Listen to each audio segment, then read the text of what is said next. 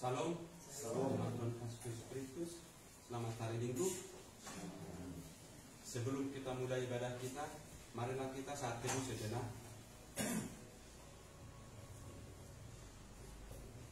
Amin. Jemaat yang kasih Tuhan Yesus Kristus, marilah kita berdiri bersama-sama. Kita memuji Tuhan dari NKB bagian belakang.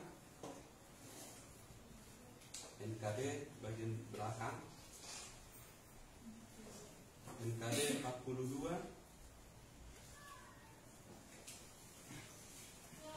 Yang belakang 4B.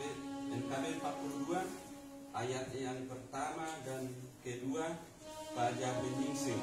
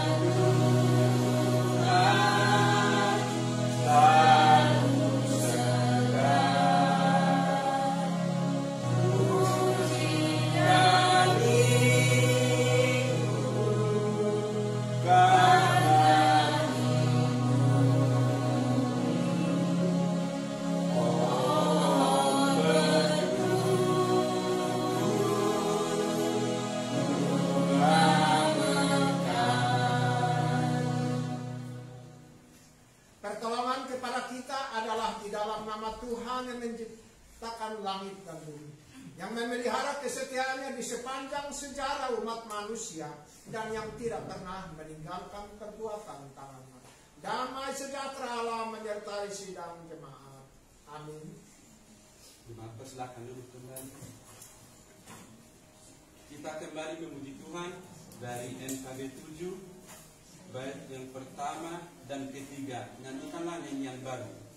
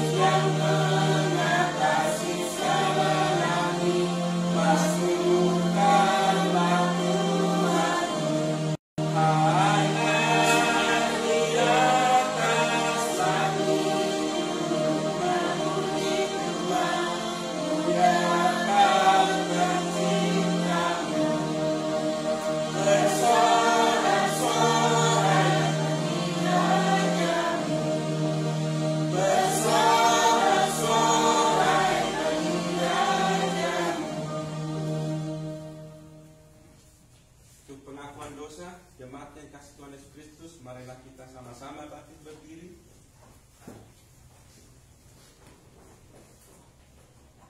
Jemaat Tuhan Yesus, dengan rasa menyesal dan malu, mari kita tunduk di hadapan Tuhan, dan dengan hati yang tulus ikhlas kita mengaku akan segala dosa kita kepadanya. Marilah kita berdiam diri sejenak. kita berdoa, ya Allah yang Maha Kuasa dan kekal, kami mengaku kepada Bapa bahwa di dalam hidup kami banyak perbuatan dan tutur kata kami yang tidak berkenan di hadapan Tuhan. Kami tidak setia dalam iman yang benar, kami tidak hidup dalam kasih yang murni terhadap seorang akan yang lain. Kami terlampau mementingkan diri sendiri dan tidak melakukan kehendak Tuhan. Kami mohon kiranya Bapa mengasihi kami dan ampuni segala dosa dan kesalahan kami. Berilah pengampunan dan damai sejahtera ya Bapa, serta perbaharui hidup kami dalam Yesus Kristus Juru Selamat dunia. Amin. Jemaat silakan duduk kembali. Kita kembali memuji Tuhan dari NKB 10 bait yang pertama dan kedua dari kumpulan Malam Gelap.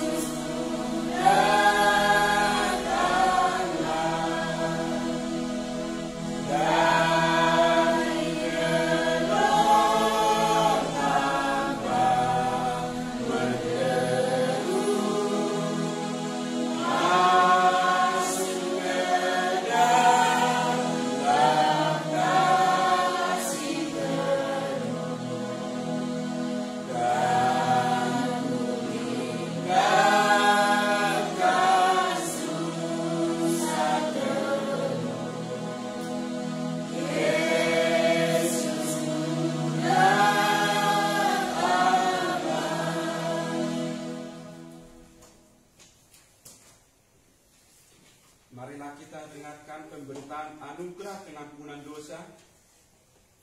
Demi nama Bapa, Anak dan Roh Kudus diberitakan bahwa pengampunan dosa telah berlaku atas setiap orang yang telah mengaku dosanya dengan tulus ikhlas di hadapan Allah. Karena begitu besar kasih Allah akan dunia ini, sehingga Ia telah mengurniakan anaknya yang tunggal, supaya setiap orang yang percaya kepadanya tidak binasa, melainkan beroleh hidup yang kekal. Amin. Kita kembali memuji Tuhan dari NKB 171 bait yang pertama. Walau kudaki gunung yang tinggi,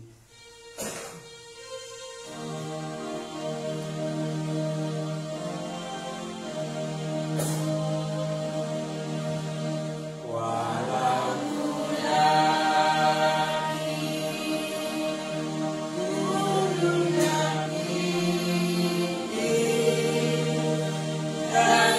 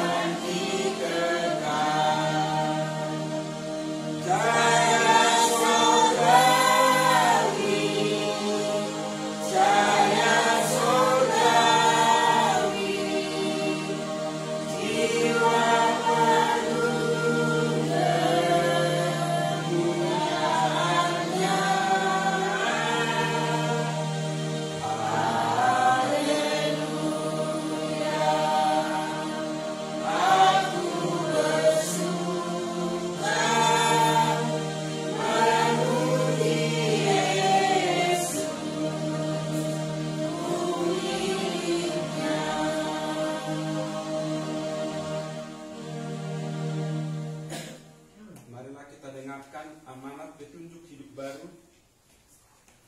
Kata Yesus, hukum yang terutama ialah, dengarlah Israel, Tuhan Allah kita, Tuhan itu Esa. Kasihilah Tuhan Allahmu dengan segenap hatimu dan dengan segenap jiwamu dan dengan segenap akal budimu dan dengan segenap kekuatanmu. Dan hukum yang kedua ialah, kasihilah sesamamu manusia seperti dirimu sendiri. Tak ada hukum yang lebih utama daripada kedua hukum ini, terambil dari Markus 12 ayat 29 sampai 31. Semoga Roh Kudus menolong kita mewujudkan kemuliaan Allah dalam hidup kita di dunia ini. Amin. Kita kembali memuji Tuhan dari NKB 5.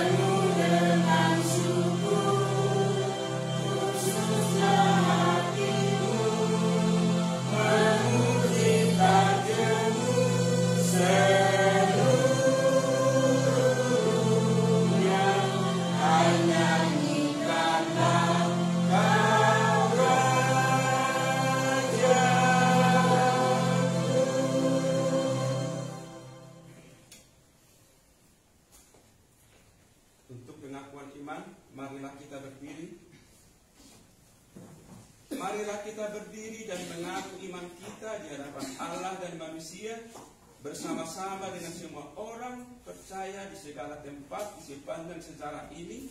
Kita berkata demikian: Aku percaya kepada Allah, Bapa yang Maha Kuasa, Allah lahir dari bumi, dan kepada Yesus Kristus Anak yang tunggal Tuhan kita, yang dikandung daripada Roh Kudus, lahir daripada anak darah Maria, yang menderita sengsara, dibuat tentang Pontius Pilatus, disalibkan, mati dan dikuburkan, turun ke dalam kerajaan maut, pada hari yang ketiga bangkit pula dari antara orang mati, naik ke surga, duduk di sebelah Allah, Bapa yang Maha Kuasa, dan akan datang dari sana untuk menghakimi orang yang hidup dan yang mati. Aku percaya pada Roh Kudus, gereja yang kudus dan am, persekutuan orang kudus, pengampunan dosa, kebangkitan dari dan hidup yang kekal.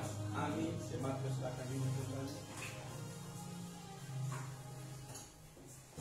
Jemaat Tuhan yang kasih Yesus Kristus, mungkin ada yang mau menyaksikan kebaikan Tuhan sepanjang minggu ini.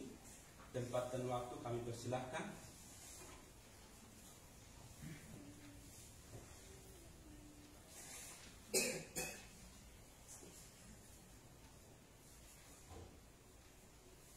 Kalau tidak ada, kita siapkan hati kita untuk memuji Tuhan dan kita puji, mendengarkan firman Tuhan, dan kita puji Tuhan dari Kidung Jemaat 37A bait yang pertama dan kedua.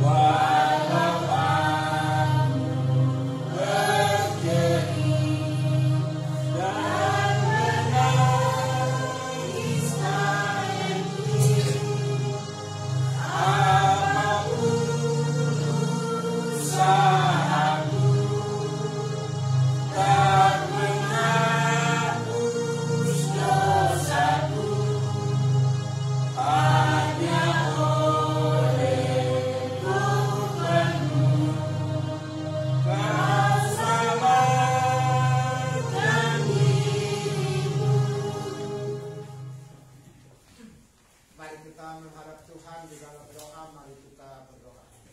Allah yang kami sembah, yang kami puji, muliakan di dalam nama Yesus Tuhan dan Juru Selamat. Pada saat ini kami mau dengar firman-Mu dan Tuhan kiranya memberkati kami dengan firman-Mu. Dalam nama Yesus yang adalah firman hidup kami berdoa. Amin. Kita membaca bagian firman Tuhan dari kedua Timotius pasal 3 ayat yang ke-10 sampai dengan ayat yang ke-17.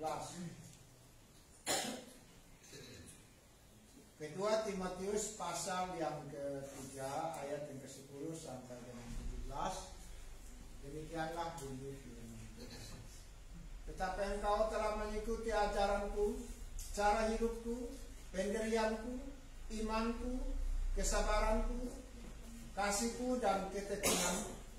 Engkau telah ikut menderita penganiayaan dan sengsara seperti yang telah kuderita di Antioquia dan di Iconium dan di Listra. Semua penganiayaan itu kuderita dan Tuhan telah melepaskan aku daripadanya. Memang setiap orang yang mau hidup beribadah di dalam Kristus Yesus akan menderita aniaya. Sedangkan orang jahat dan penipu akan bertambah jahat. Mereka menyesatkan dan disesatkan. Tetapi hendaklah engkau tetap berpegang pada kebenaran yang telah engkau terima dan engkau yakini. Jangan selalu mengingat orang yang telah mengajarkannya kepadamu. Ingatlah juga bahwa dari kecil engkau sudah mengenal kitab suci yang dapat memberi hikmat kepadamu dan menuntun engkau ke dalam keselamatan oleh iman kepada Yesus Kristus. Segala tulisan yang diilhamkan Allah memang bermanfaat untuk mengajar, untuk mengatakan kesalahan, untuk memperbaiki kelakuan, dan untuk mendidik orang dalam kebenaran.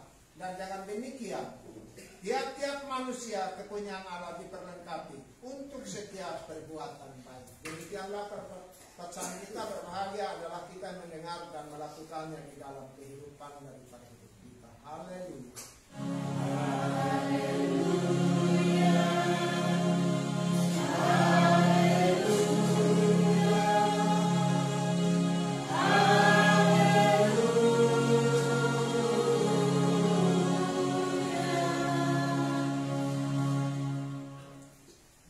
Jemaat yang dikasihi di dalam Kristus Yesus, dalam kehidupan kita sebagai orang percaya, bahkan juga orang yang tidak percaya, yang sangat diharapkan adalah jangan menderita.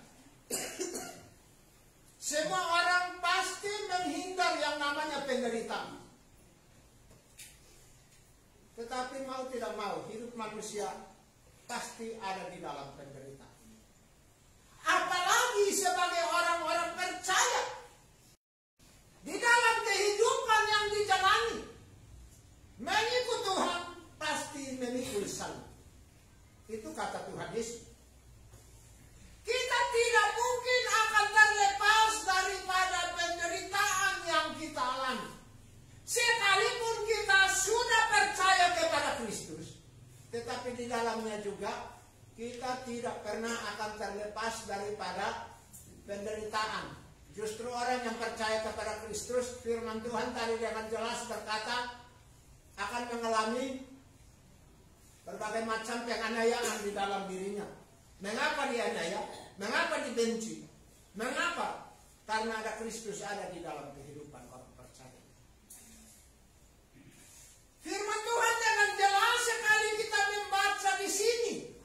Di dalam kehidupan orang percaya ada maksud dan tujuan daripada penderitaan atau penganiayaan itu sendiri atau masalah kita alami di dalam kehidupan. Firman Tuhan dengan jelas sekali di sini dia katakan bahwa memang setiap orang yang mau beribadah kepada Tuhan atau beribadah kepada Yesus Kristus, dia akan menderita penganiayaan. Jadi kalau begitu tidak usah ibadah supaya jangan dianiaya. Kekasih sekalian yang dikasih di dalam Kristus Yesus, di dalam langkah kehidupan kita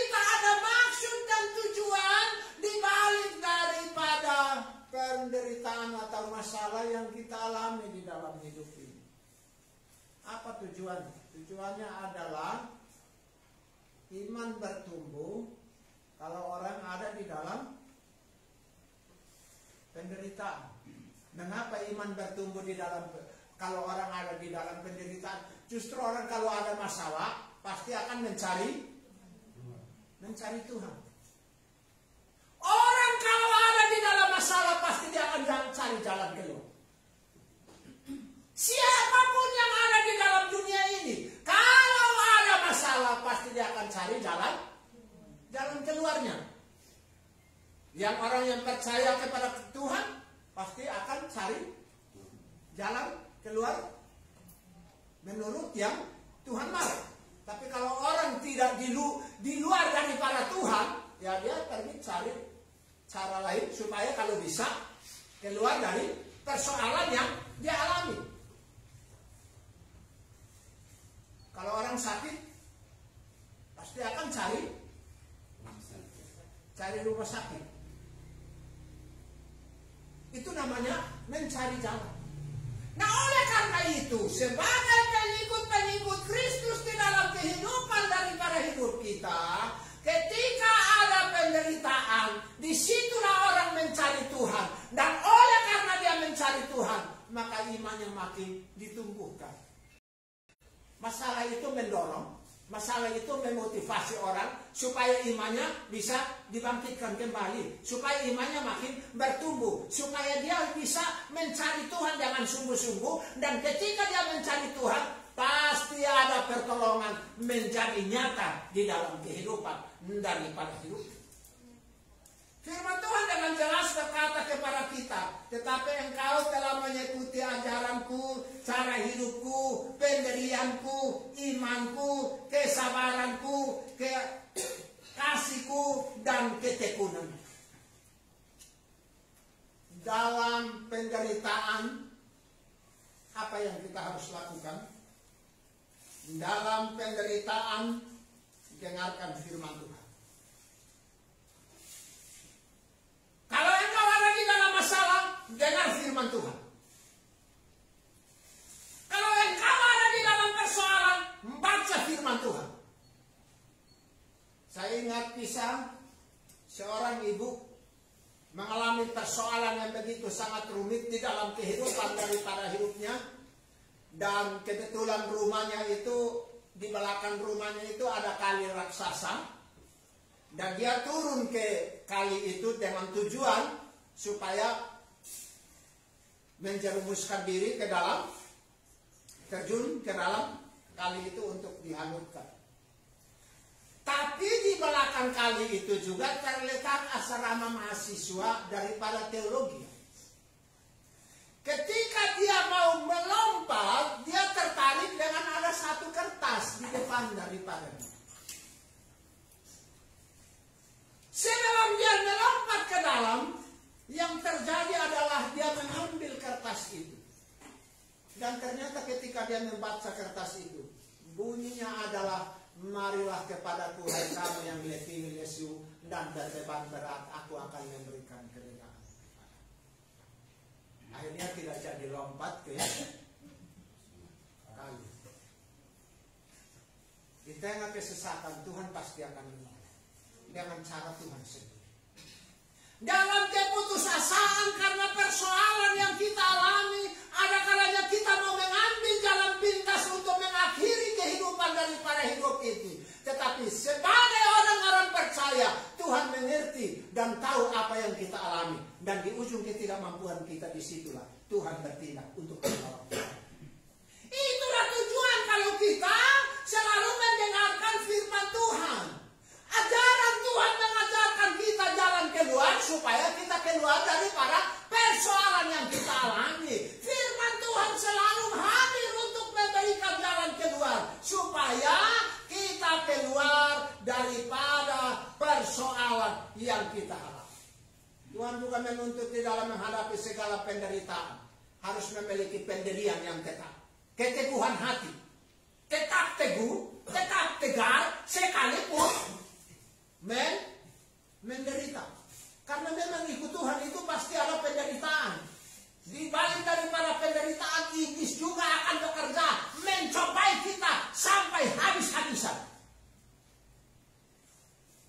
Ada seseorang yang dia katakan kepada saya, Pak, saya kayaknya nggak mau ibadah lagi. Kenapa nggak mau ibadah? Kok sekarang ketika saya makin dekat dengan Tuhan, kok hidup makin susah dan makin menderita. Saya juga mikir, gimana ya? Akhirnya saya datangin, udahlah setia. Dia bilang, aduh Pak, saya takut kok dekat dengan Tuhan kok model begini. Ini namanya ujian iman. Ketika kita mau dekat dengan Tuhan, Tuhan akan menguji iman kita, tetapi iblis juga akan mencobai kita. Ikut aja, nanti saya hajar kamu sampai habis-habisan. Makanya dia mendatangkan berbagai macam persoalan supaya kalau bisa menjauhkan orang itu daripada Tuhan. Tetapi firman Tuhan berkata kepada kita di sini, kita harus memiliki kehidupan yang penuh dengan keteguhan, pendirian iman, keteguhan hati dan tekun. Walaupun banyak hantaman yang menghantam kehidupan kita, jangan terus. Karena di balik daripada sengsara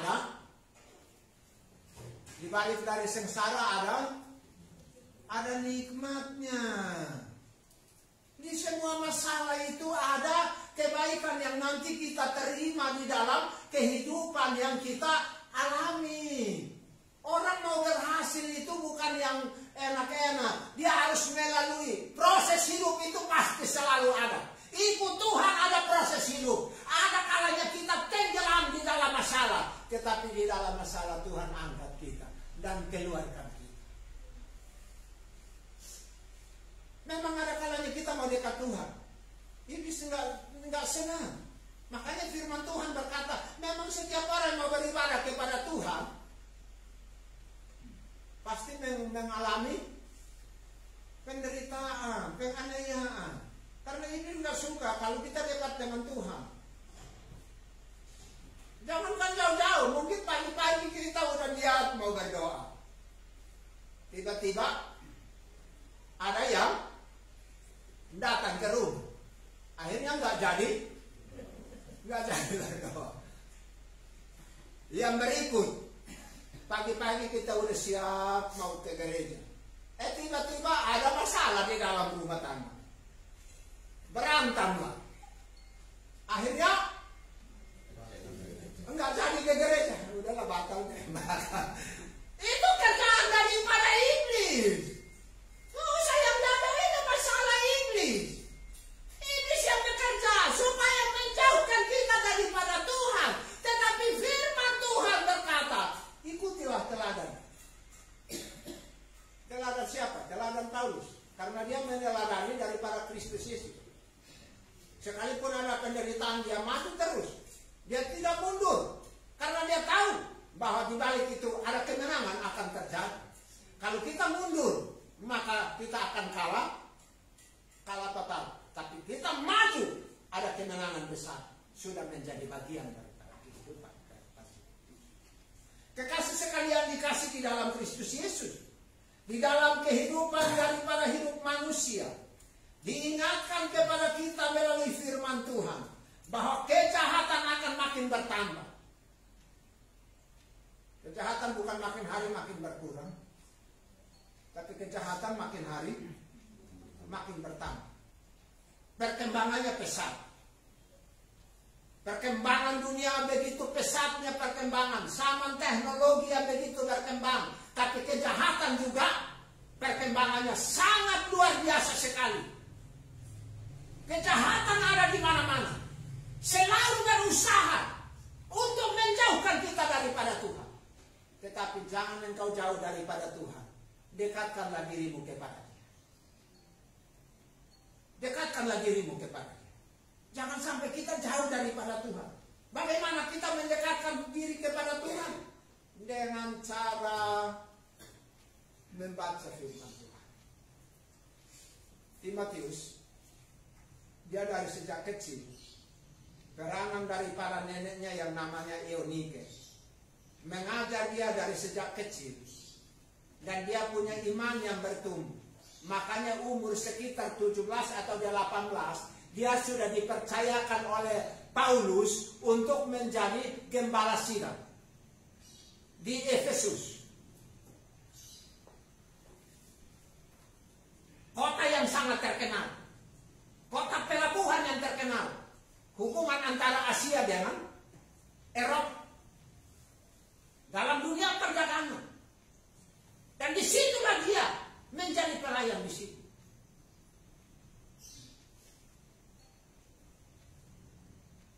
Mengapa? Karena dia ada pertumbuhan rohani. Dia sudah bertumbuh benar. Firman Tuhan yang telah ditaburkan di dalam kehidupan daripadanya makin hari makin bertumbuh dengan subur. Ingat baik-baik. Jangan lalai membaca firman Tuhan. Jangan lalai mendengarkan firman Tuhan. Karena firman Tuhan itu akan menolong kita ketika kita ada di dalam persoalan yang sangat rumit. Firman Tuhan itu akan kembali. Roh Tuhan akan kembali bekerja sehingga mengingatkan kembali kepada kita tentang firman Tuhan. Nah, dari situ kita akan mengambilnya. Oh, firman Tuhan berkata demikian. Nah, kita akhirnya mendapatkan kekuatan iman di dalam menghadapi segalanya. Karena apa firman Tuhan? Firman Tuhan di sini berkata, segala tulisan yang diilhamkan Allah memang bermanfaat untuk mengajar, untuk mengatakan kesalahan, untuk memperbaiki kelakuan, dan untuk mendidik orang dalam kebenaran. Manfaat daripada firman Tuhan itu sangat luar biasa. Manfaatnya besar sekali. Sangat bermanfaat. Satu manfaat yang paling luar biasa adalah firman Tuhan itu bisa menyuburkan rohani kita. Jadi rohani ini menjadi subur. Dengan demikian, yang saya maksudkan di sini adalah firman Tuhan itu bisa dapat meneguhkan iman kita, menguatkan iman kita, mengokohkan iman kita di tengah-tengah penderitaan dan masalah yang kita alami di dalam kehidupan daripada hidup ini. Dengan demikian, Paulus kembali katakan kepada Timotius. Kalau kita baca di dalam pasal 4, ayat yang kelima. Pasal 4, ayat yang kelima. Tetapi kuasailah dirimu dalam segala hal. Sabarlah menderita. Lakukanlah pekerjaan baik. Pekerjaan pemberitaan Injil. Dan tunaikanlah tugas pelayan. Sabarlah menderita. Kalau menderita sabar enggak? Enggak ada yang sabar. Coba kalau orang sakit ya. Mungkin kita pernah sakit, serba salah. Coba kalau orang sakit, dimarah-marahin suster lah, apalah semua ini, mau ini begini, ini begini. Jadi semua salah, dialah yang paling benar. Sabarlah dalam menderita. Yang bagaimana mau sabar? Kontrakan udah ditagih. Mana mau sabar? Ini persoalan. Bagaimana mau sabar? Aduh, ini mau bayar uang sekolah anak-anak. Bagaimana mau sabar? Bagaimana? Aduh. Jadi hidup ini nggak ada kesabaran. Memang manusia itu ada yang namanya sabar, tapi nggak sabar-sabar juga. Saya ketemu ada orang yang banyak namanya sabar, tapi nggak sabar-sabar juga. Mendingan nggak usah nama sabar, tapi sabar. Ternyata manusia nggak ada yang sabar. Memang benar. Apalagi menderita. Siapa yang sabar? Coba kalau kau menderita. Ada yang bilang sabar, sabar ya, mau sabar bagaimana? Saya pernah ketemu dengan orang dilayani. Saya bilang sabar ya Bu. Nggak usah khawatir. Hidup ini memang harus begitu. Nggak usah khawatir, sabar aja. Ingat burung di udara, dipelihara Tuhan. Apa yang dia bilang? Mendingan saya jadi burung. Loh, kok ibu mau jadi burung? Iya. Karena apa ibu jadi burung? Kalau saya jadi burung kan enak. Burung gak perlu bayar uang sekolah anak. Burung gak perlu listrik, bayar kontrakan, bayar cicilan. Macam-macam nggak pakai bayar, jadi enak kalau jadi guru. Sudah makan buah mangga orang. Ya udah aman. Dalam hati saya ada benarnya juga itu. Tetapi saya mikir-mikir, saya bilang bukan maksud Tuhan itu demikian. Yang dimaksud oleh Tuhan adalah burung itu, burung pipit dijual 5 ekor seduit. Artinya nggak ada harta, nggak ada harganya, tapi masih dipelihara oleh Tuhan. Apalagi kita yang adalah ciptaan yang maha mulia di dalam kehidupan kita. Kita orang percaya, yakin dan percaya di dalam penderitaanmu ada kebaikan yang akan datang kepadamu. Oleh karena itu sabarlah menderita. Memang menanti kesabaran, tidaklah gampang. Tetapi di balik daripada itu, engkau akan mendapatkan sesuatu yang baik di dalam kehidupan daripada itu. Saya dulu sakit, udah 5 tahun. Ada memang benar-benar malam saya tidur ada suara yang saya jelas dengar. Saudara Agus harus menderita 5 tahun. Saya bangun, saya bilang, aduh Tuhan, kok 5 tahun? Udah gak tahan. Tetapi akhirnya saya berserah kepada Tuhan.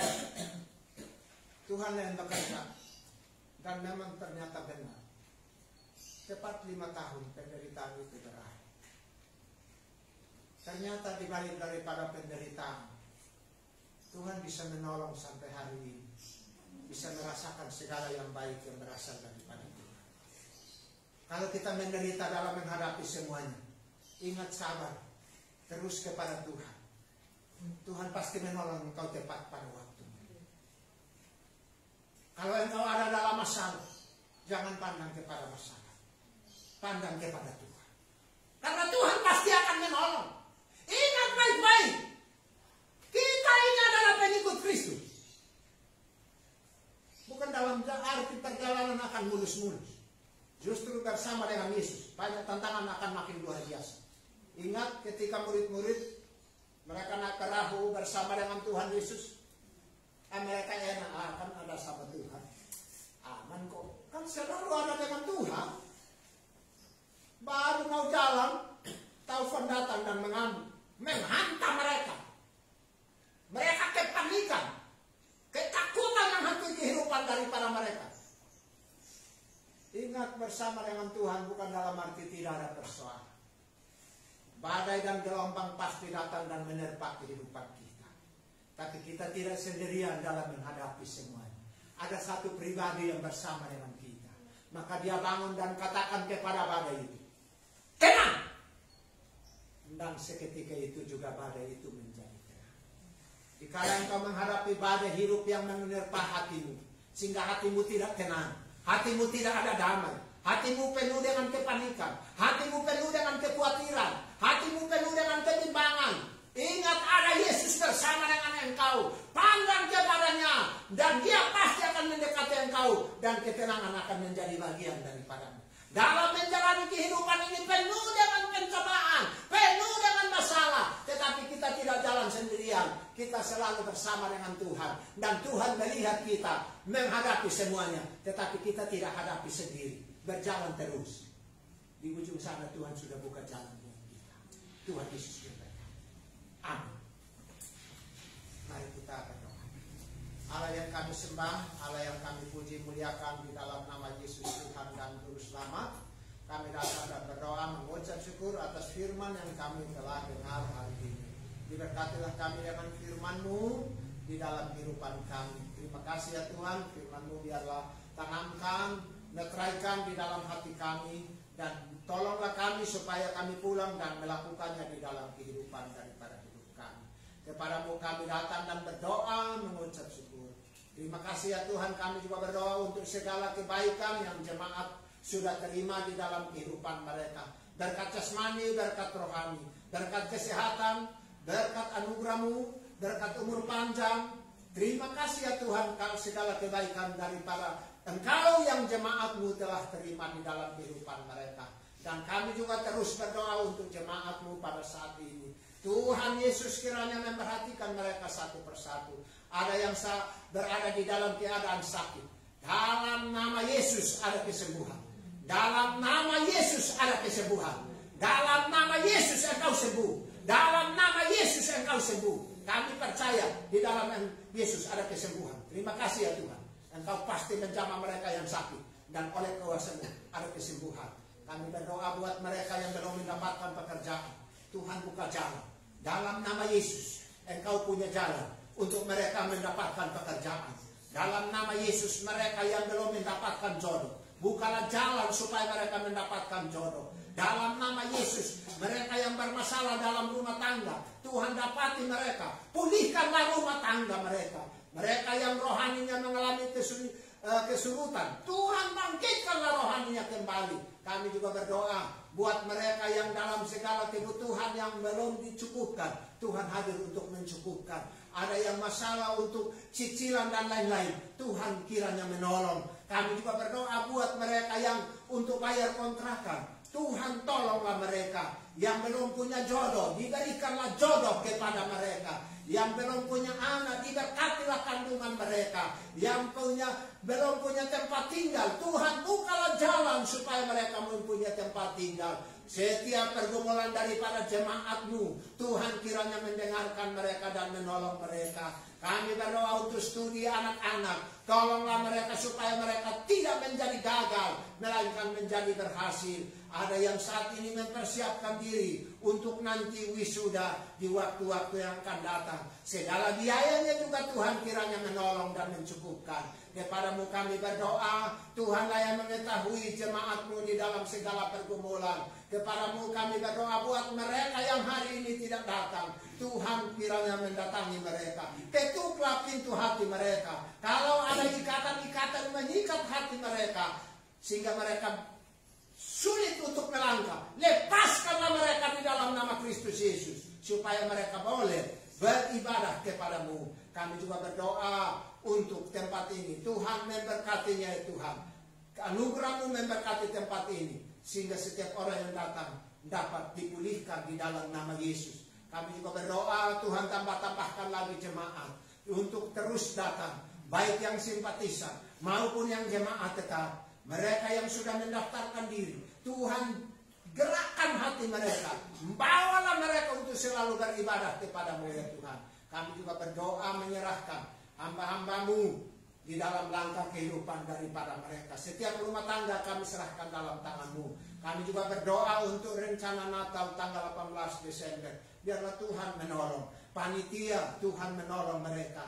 Kuasa kasih-Mu menyertai mereka.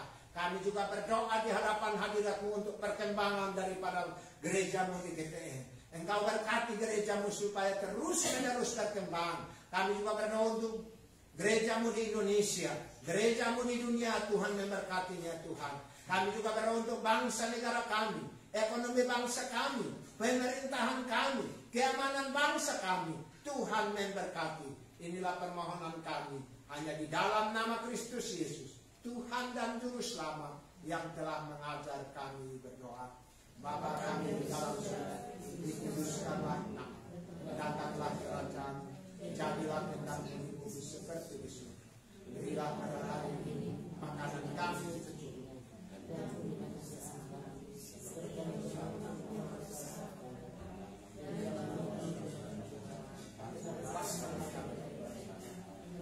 Kau yang berkuasa, kami kuasa, kami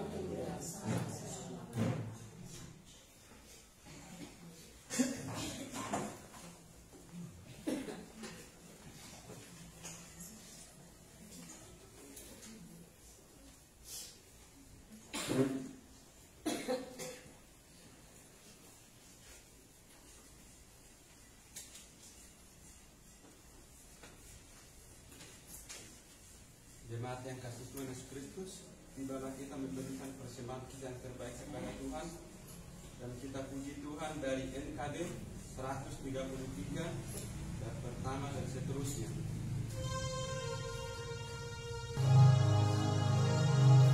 Depan ada juga persembahan perkenan kita.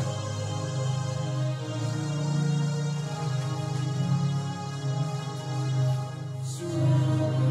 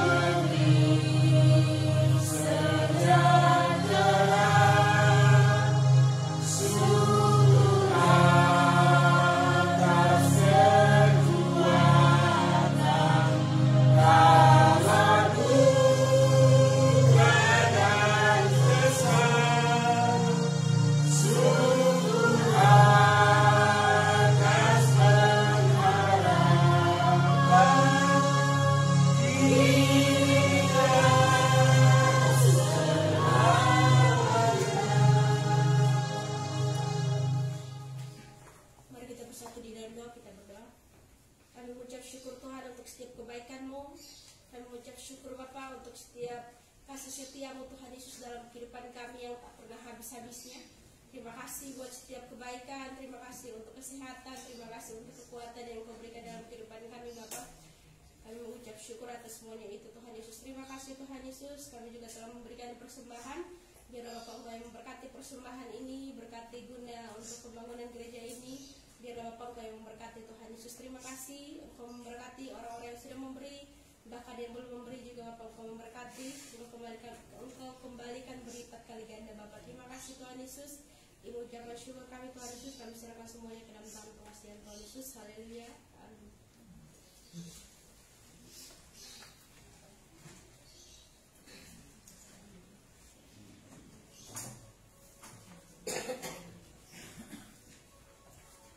Jemaat Tuhan Yesus, marilah kita akhiri ibadah kita dan kita sama-sama bangkit berdiri. Kita puji Tuhan dari NKB 49, bait yang pertama dan kedua, Tuhan yang pegang.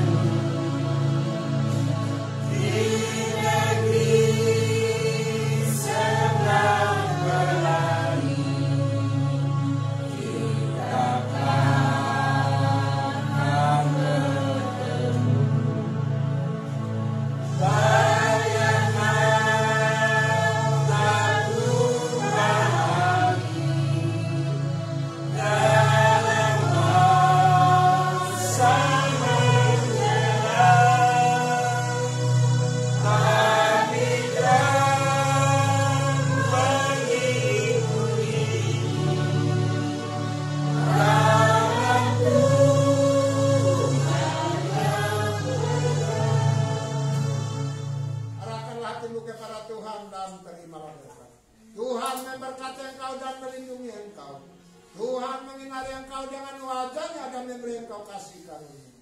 Tuhan menghadapkan wajahnya kepadamu dan memberi engkau damai sejahtera. Amin.